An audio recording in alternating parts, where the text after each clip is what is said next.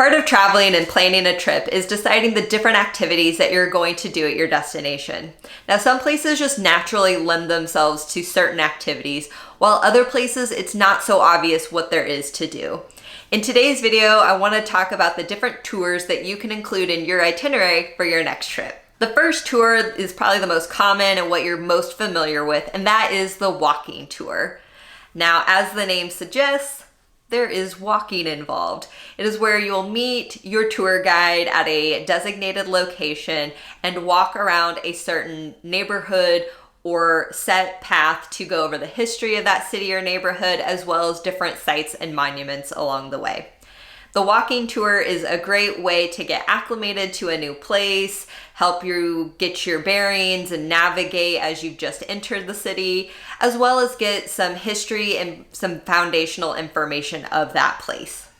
There are some downsides of a walking tour depending on your physical mobility. Oftentimes walking tours range from an hour to 3 hours. So if you have mobility issues that don't allow you to walk or stand for that long, that can be an issue.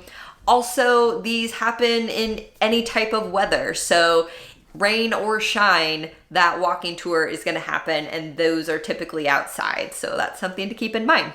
Also, the larger the tour is, sometimes they can be 30 people or more. It can be hard to hear your tour guide. For the larger tours, they do hand out headsets and your tour guide will have a microphone, but sometimes those headsets may go in and out and not work properly, or you have to be within a certain range to hear the tour guide. So there are some barriers and hindrances for a walking tour, but overall, it's a great option for any destination to add to your itinerary. If you like the idea of a walking tour but want a little bit more juicy gossip or maybe get your heart pumping along the way, then I would recommend a ghost tour. I love doing ghost tours to any new city that I visit. I think they're just so much fun. Whether you believe in ghosts or not, I think you can be entertained. Now, there are different variations of ghost tours, some that go deep in the paranormal activity side, but most often ghost tours are going to be similar to a walking tour. They're going to offer you that history of that area, but give you some more stories that focus on people that lived and ultimately died at that spot. And the juicy gossip can come in on maybe how they lived or how they died. In one ghost tour that I went on, we learned about two men that were fighting over a woman they loved, and the one that was killed is said to haunt that spot where they used to meet, where he's supposedly still waiting for her to come meet him. So they can be fun just to hear those sides of the story and get a little bit of personal drama in there. But if you like hearing personal drama or stories about people, but don't really want the ghost story side of it, then you may be interested in doing a historic homes tour. Historic home tours are great because oftentimes it is a home that generations of family have lived in, and the house has been restored to a particular time period. So you can get a little bit of architecture, interior design, and learn about the history of the family during that time period. I love doing historic home tours in all the cities that I visit. I think it's just a fun way to learn a little bit more about the people that lived in that city. If you are traveling to a country or region that is known for their food or cuisine, then I would highly recommend doing a food tour.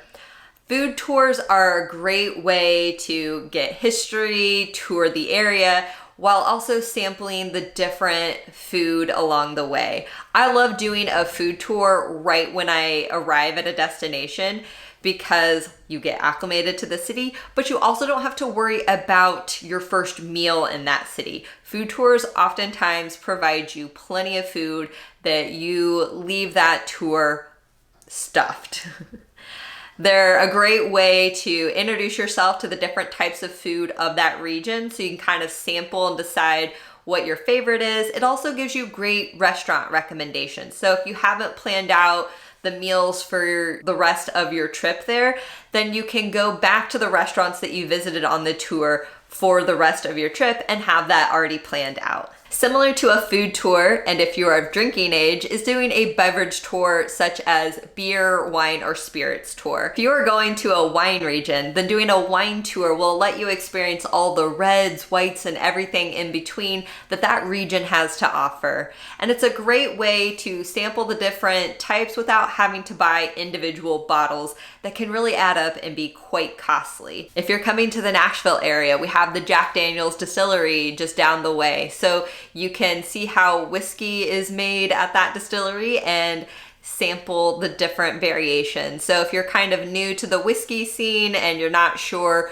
what your preference would be, you can decide whether Gentleman's Jack is your flavor of choice, or if you like a little bit of spice, the cinnamon whiskey is probably more up your alley. So doing a beverage tour can be a great way to experience the different beverages that region has to offer. One tip that I have would be to plan out your transportation after the tour ahead of time. That way you can enjoy yourself on the tour and make it back to your accommodations safely. If you're looking for something a little bit higher intensity than just your standard walking tour, then you could look at a bike tour. Bike tours give you the history and the sights that a walking tour would, but they allow you to go further than what the walking tour would limit you, since you can weave in and out of traffic and go at higher rates of speed on a bike than you can with just walking. There are some downsides to a bike tour. If you have any physical mobility issues, bike tour may not be for you. Another downside would be if you have any hearing issues, or even if you don't, just stopping at certain locations, you may not be able to hear your tour guide based on where you are in the group. Since everyone is on a bicycle, that kind of tends to spread out the group a little farther than if you were just standing there without a bike, and you don't necessarily have headsets to hear your tour guide. So hearing the different facts and history can be a little bit challenging on a bike tour. If you want a tour that covers a large area but maybe is a lower intensity activity, then consider the hop-on, hop-off bus. The hop-on, hop-off bus allows you to get the facts and information while you're on the bus. Then once it stops at a certain spot, you can get off, explore that neighborhood, wait for the bus to come back around, hop back on, and go to the next spot. The hop-on, hop-off bus is a great way to cover a large area of a city and still get to hear some of the facts and information and history. And lastly, if your destination is near a body of water, such as an ocean, bay, lake, or river, then you may have the opportunity to do a boat tour or cruise. And this is a great way to see the city from a different vantage point while kind of relaxing.